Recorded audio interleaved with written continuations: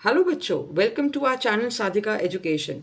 बच्चों, आज chapter arithmetic progression class 10 का ये चैप्टर है। इससे रिलेटेड मैं आपके लिए टेस्ट पेपर लेकर आई हूँ। ये पार्ट 1 है टेस्ट पेपर सीरीज का। पूरे चैप्टर के ऊपर बेस्ड है ये टेस्ट और 25 मार्क्स का ये टेस्ट पेपर है। सारे क्वेश्चंस बहुत इंपॉर्टेंट है और सीबीएसई बोर्ड एग्जाम में आए हुए हैं। तो चलिए क्वेश्चन नंबर 1 को पहले समझ लेते हैं। सारे क्वेश्चंस मैं आपको समझा दूंगी और उसके बाद इनका सोल्यूशन भी दिखाऊंगी कि इन क्वेश्चंस को आपने अटेम्प्ट कैसे करना है। तो चलिए, find the middle term of the AP 6,13,20 till 216। आपको मिडिल टर्म बतानी है एपी की इसमें, और ये 3 मार्कर क्वेश्चन है और 2015 सीबीएसई बोर्ड एग्जाम में आया हुआ है। क्वेश्चन नंबर 2 में आपको बोला है the sum of the fifth and the ninth terms of an AP is 72 and the sum of the 7th and 12th terms is 97. Find the AP. आपको बोला है कि फिफ्थ टर्म और नाइन्थ टर्म, एक अरिथमेटिक प्रोग्रेशन जो series है उसका जो अगर फिफ्थ और नाइन्थ टर्म को अगर हम ऐड कर दें तो 72 आएगा, और अगर सेवन्थ टर्म और ट्वेल्थ टर्म को ऐड करेंगे तो 97 आएगा। तो आपको वो एपी जो सीरीज है, अरिथमेटिक प्रोग्रेशन वाली जो सीरीज है, वो बतानी है कि वो सीरीज क्या होगी। नेक्स्ट क्वेश्चन नंबर 3 में आपको बताना है the sum of 3 numbers of AP is 12 and the sum of their cubes is 288. Find the numbers. जो नंबर्स हैं एपी में, जो 3 नंबर्स हैं उनको अगर हम ऐड करें तो वो 12 हमें देंगे, और अगर हम उन्हीं का ही क्यूब कर दें और उनको ऐड करें तो हमें 288 मिलेगा। तो हमें वो वाले नंबर्स बताने हैं उस पर्टिकुलर सीरीज के। ठीक है, तो ये क्वेश्चन नंबर 1, 2, 3 है। इसका सोल्यूशन भी मैं आपको साथ साथ मैं दिखा देती हूँ सो दैट आपको दिक्कत नहीं आएगी और आप क्वेश्चंस को सॉल्व भी कर पाओगे। अब क्वेश्चन नंबर 1 में जैसे हमें बोला है कि द मिडिल टर्म हमें बतानी है इस सीरीज की, तो जब हमें सीरीज दी है तो सबसे पहले हमें ये लिख देंगे कि फर्स्ट टर्म क्या है और जो कॉमन डिफरेंस डी है वो क्या है।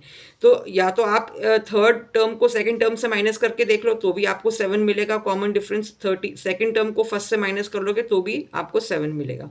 तभी ये एपी सीरीज है क्योंकि डी सेम है। तो ए और डी हमें यहाँ पर पता चल गए। तो अब हमें ये बताना है कि मिडिल टर्म कौन सी होगी।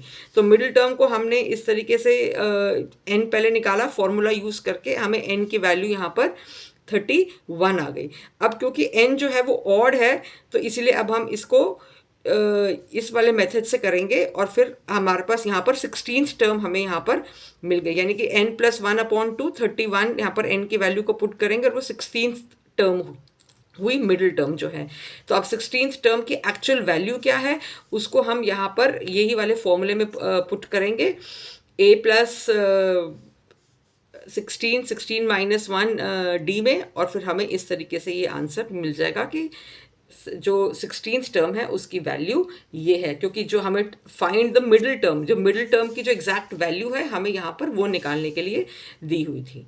तो ये क्वेश्चन नंबर 1 का सोल्यूशन है। वीडियो को पॉज करके आप सोल्यूशन नोट डाउन भी कर सकते हो और इसकी स्क्रीनशॉट भी ले सकते हो, लेकिन पहले बेटर ये है कि आप पूरे टेस्ट पेपर को खुद से ट्राई करो और फिर बाद में सोल्यूशन को करना, देख के करना। पहले आपको खुद ट्राई करना चाहिए। अब इसी तरीके से मैं आपको क्वेश्चन नंबर 2 का भी सोल्यूशन दिखा देती हूँ। क्वेश्चन नंबर 2 में हमें बोला है कि फिफ्थ और नाइन्थ टर्म जो है वो उसको अगर हम ऐड कर दें तो 72 मिलेगा, और अगर सेवन्थ और ट्वेल्थ टर्म को हम ऐड करें एपी सीरीज वाली को तो 97 मिलेगा। तो हमें वो एपी सीरीज बतानी है।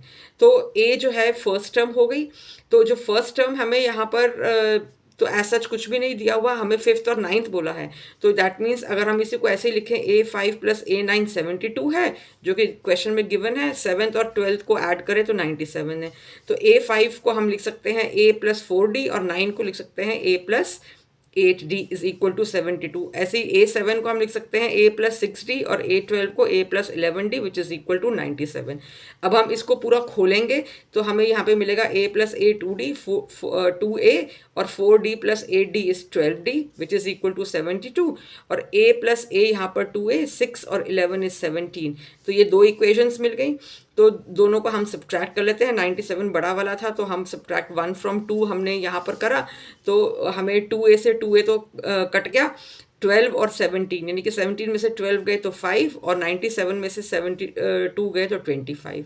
तो यहाँ से हमने डी की वैल्यू कैलकुलेट कर ली। जब डी की वैल्यू हमें आ गई तो हम यहाँ पे जो ऊपर जो हमें दिया हुआ था यहाँ पर डी की वैल्यू को पुट करके हम ए की वैल्यू निकाल लेंगे।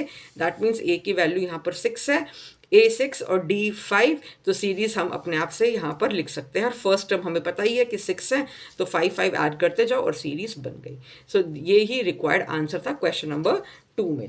अब क्वेश्चन नंबर 3 में हमें बोला है कि जो सम है तीन नंबर्स का जो एपी में दी हुई है वो 12 है और उन्हीं का ही क्यूब जो है वो 288 है।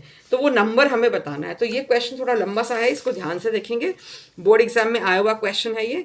तो सबसे पहले तो जो तीन नंबर्स हैं, let the numbers be a plus d and a plus 2d। तो तीनों का जो सम है वो 12 है, यानी कि इन तीनों नंबर्स को हम प्लस कर देंगे तो 12 मिलेगा। अब इन ब्रैकेट्स को खोलेंगे तो ये आएगा और इसके अकॉर्डिंगली हम इसको कैलकुलेट कर यहाँ पर करेंगे तो हमें ए की value in terms of D यहाँ पर हमें मिल गई। फिर दूसरी तरफ हमें ये भी बोला है कि क्यूब जो है इनका ये है, तो हमने इन्हीं तीन नंबर्स का ए प्लस डी और ए प्लस 2d इन तीनों को क्यूब की फॉर्म में लिखा और लिख दिया कि इट इज इक्वल टू 288। अब क्यूब का हमें यहाँ पर फॉर्मूला पता होना चाहिए। A plus B whole cube का फॉर्मूला क्या होता है? A cube plus 3a² B plus 3ab² plus B cube. ये फॉर्मूला आपको याद होना चाहिए, आपने छोटी क्लासेस में किया हुआ है। अब अकॉर्डिंगली आप यहाँ पर इसको खोलोगे, ए क्यूब को एज इट इज। अब ए प्लस डी का होल क्यूब क्या होता है? A cube plus B cube. यहाँ पर बी जो है वो डी है और फिर उसके बाद 3a² यहाँ पर डी बन जाएगा बी की जगह पर, और दूसरा 3ad²। इसी तरीके से हमने यहाँ पर खोला, यहाँ पर ये ध्यान रखेंगे कि ये 3 इंटू 2 6 हो जाएगा। तो यहाँ से ध्यान से आपने करके इसको पूरा सॉल्व करेंगे और ये आपके पास फर्स्ट इक्वेशन यहाँ पर ये आ गई। यहाँ पर आपको ये वाली इक्वेशन में आपको ए और डी दोनों मिले हुए हैं और ए की वैल्यू आपको यहाँ पर 4 माइनस डी मिली हुई है। अब जब आपने यहाँ तक सॉल्व कर लिया तो आप आगे सॉल्व नहीं कर पा रहे हो, तो आप ए की वैल्यू को आप यहाँ पर पुट करोगे जो इन टर्म्स ऑफ डी है। फिर आप उसको पूरा सॉल्व करने के बाद आपको मिल जाएगा यहाँ तक, और फिर यहाँ पे स्क्वायर करोगे आप, डी की वैल्यू आएगी यहाँ पे 24 और 96 आप डिवाइड करोगे 96 बाय 24, डी स्क्वायर की value I that is plus minus 2। जब भी स्क्वायर में वैल्यू आती है तो आप जब उसका स्क्वायर रूट खोलते हो तो वो प्लस माइनस दोनों आप लिखोगे, क्योंकि प्लस का भी प्लस 2 का स्क्वायर करोगे तो भी 4 बनेगा और माइनस 2 का भी स्क्वायर करोगे तो 4 बनेगा, इसलिए प्लस माइनस हमेशा लिखते हैं। अब डी की वैल्यू अगर ये है तो ए में इसकी वैल्यू को पुट करके हम देखेंगे प्लस 2 के साथ भी और माइनस 2 के साथ भी। प्लस 2 के साथ जब हमने वैल्यू को पुट करा तो हमें दिखाई देगा यहाँ पर कि जो नंबर्स हैं वो 2 4 6 आ रहे हैं और यहाँ पर जो नंबर्स हैं वो 6 4 2 आ रहे हैं। तो हमें सीरीज में जो है डी दिखाई देना चाहिए कि वो सेम जा रहा है, तो इसीलिए हमारे पास ये वाली सीरीज जो है ये आंसर में आएगी।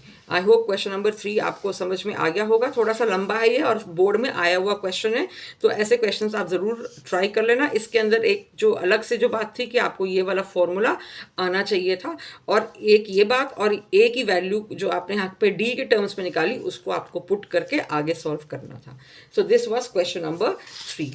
अब क्वेश्चन नंबर 4 देख लेते हैं कि क्वेश्चन नंबर 4 हमें क्या बोल रहा है। क्वेश्चन नंबर 4 में हमें बोला है कि the nth term of AP is n plus 1, find the sum of first n terms of AP। ये भी बहुत इजी सा क्वेश्चन है।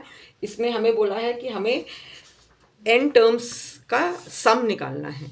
तो इसको हम कैसे करेंगे कि हमें ये दिया हुआ है कि ये nth टर्म है। अब अगर A1 ले लेते हैं तो इसको इसी में पुट करेंगे, दैट मीन्स A1 हमारा 3 हो गया, दैट मीन्स जो फर्स्ट टर्म है वो 3 है। तो जब सम निकालना है तो हम इस फॉर्मूले में पुट करेंगे और हमारे पास ये आंसर आ जाएगा। अब क्वेश्चन नंबर 5। क्वेश्चन नंबर 5 में हमें बोला है कि the sum of first 6 terms of an arithmetic progression is 42, the ratio of its 10th term to its 30th term is 1:3। Calculate the first and the 13th term of the AP। यहाँ पर हमें बोला कि जो first 6 terms हैं AP की वो सम जो है उनका 42 है, और जो रेशियो है 10th और 30th टर्म की उसकी रेशियो 1:3 है।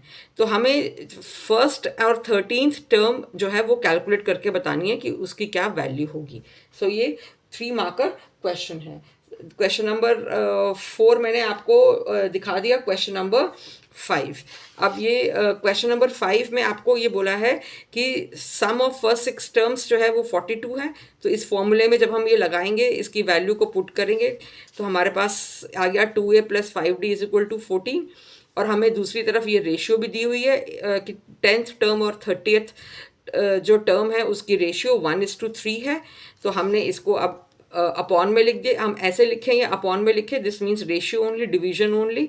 तो ये 1/3 अब क्रॉस मल्टीप्लाई करेंगे तो हमें आंसर इसका मिलेगा कि a = d। अब जब a = d है तो हम इसको इक्वेशन 1 में पुट कर लेंगे और हम a की वैल्यू को निकालेंगे। और हमसे पूछा है 13th term and 30th term.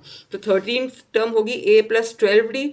हमें a की वैल्यू पता है तो हम यहाँ पर ये लिख देंगे और अकॉर्डिंगली हमारे पास फर्स्ट टर्म आ गई और 13th टर्म हो गई तो a + 12d, 2 है वैल्यू, तो हमने वैल्यू 2 पुट करके थर्ड टर्म भी निकाल ली। तो ये 26 हो गया इसका आंसर।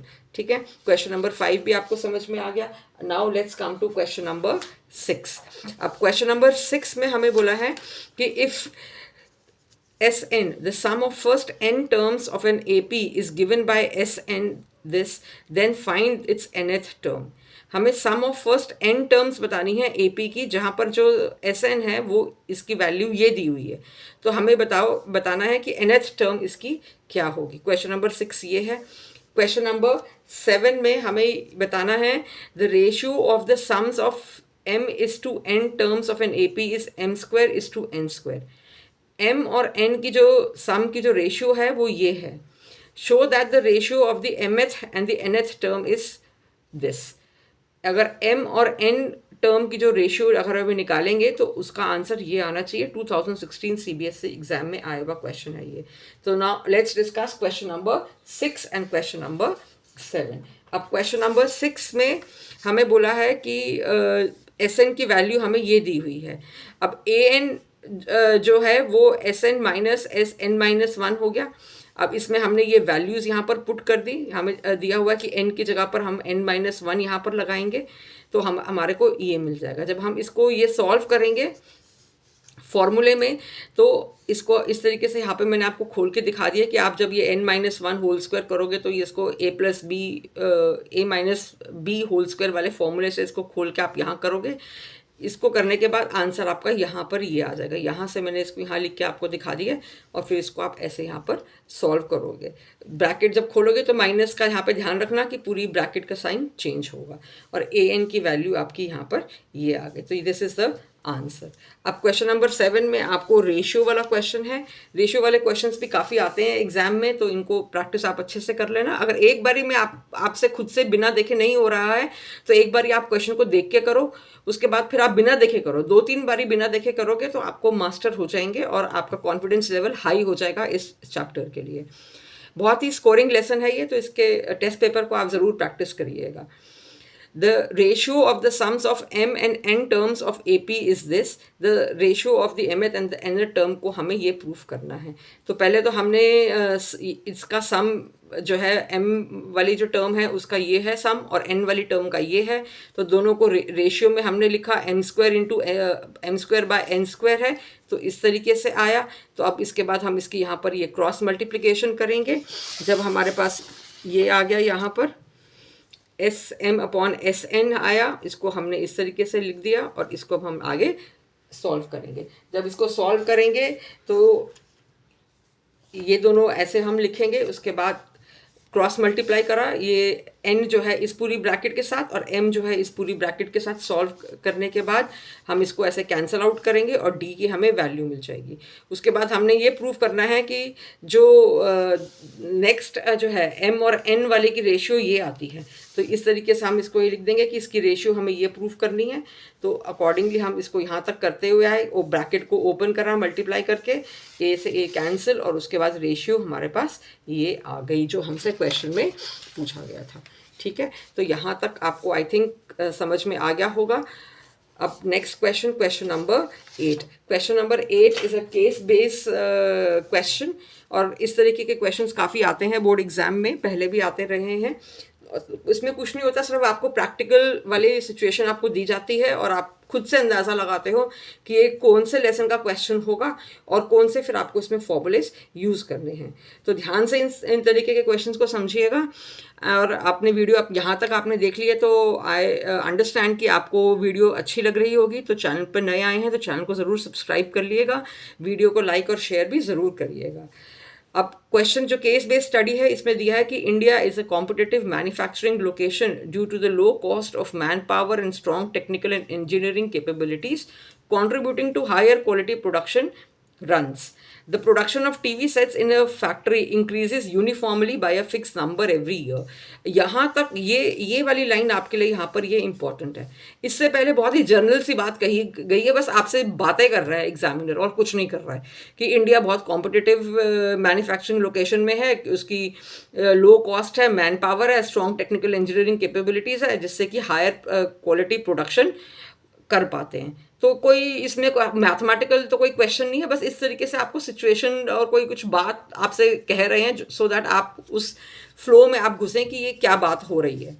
अब it produce 16,000 sets in 6th year and 22,600 in 9th year. यहाँ तक आपको सिर्फ इंफॉर्मेशन जो है सिर्फ एक ये वाले दो पार्ट्स में दी है कि एक तो जो यूनिफॉर्म प्रोडक्शन हो रही है, जब यूनिफॉर्म प्रोडक्शन हो रही है every year that means uniform, तो डी की वहाँ पर बात हो रही है, एपी सीरीज के डी की बात हो रही है कि वो यूनिफॉर्मली इंक्रीज हो रहा है, एक पैटर्न बन रहा है। तो तभी ये एपी का क्वेश्चन हो गया।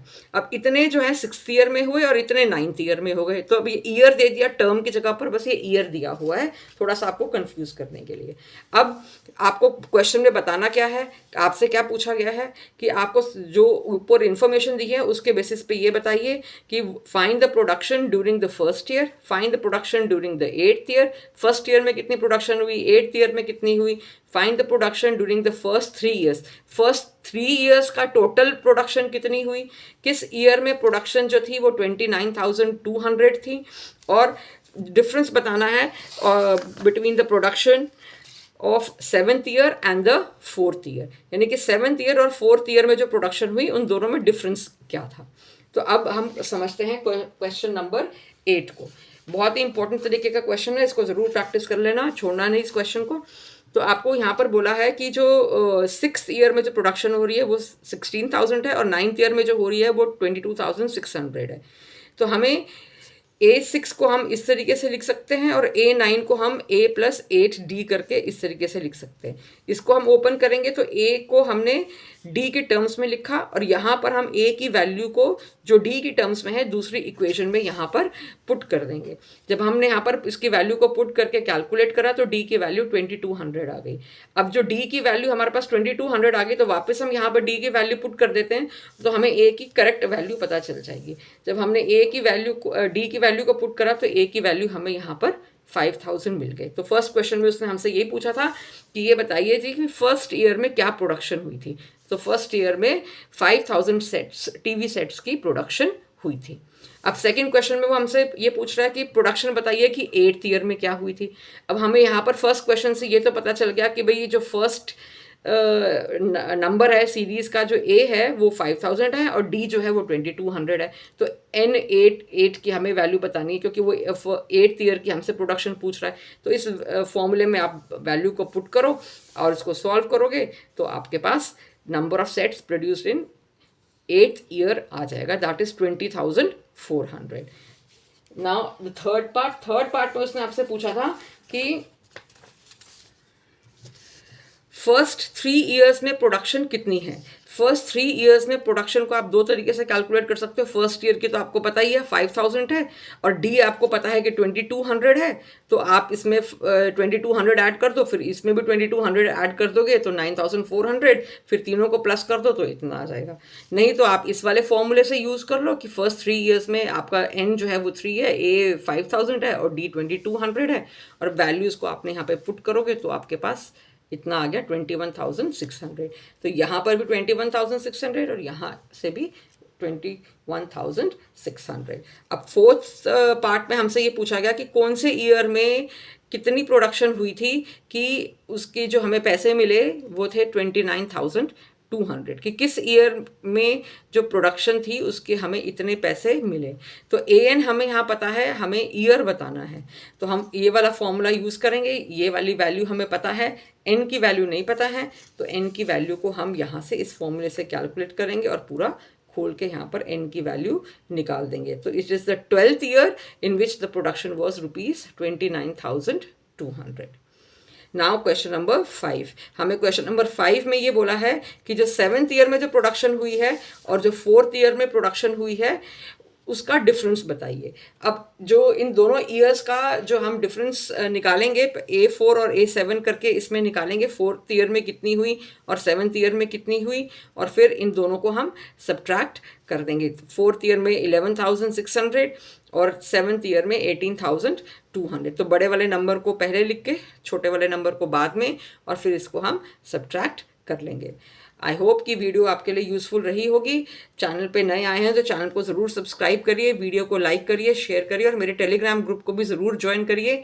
मैं क्लास 10 से रिलेटेड बहुत इन्फॉर्मेशन डालती रहती हूँ, क्या लेटेस्ट अपडेट्स हैं तो वो सब भी आपको पता चलती रहेंगी।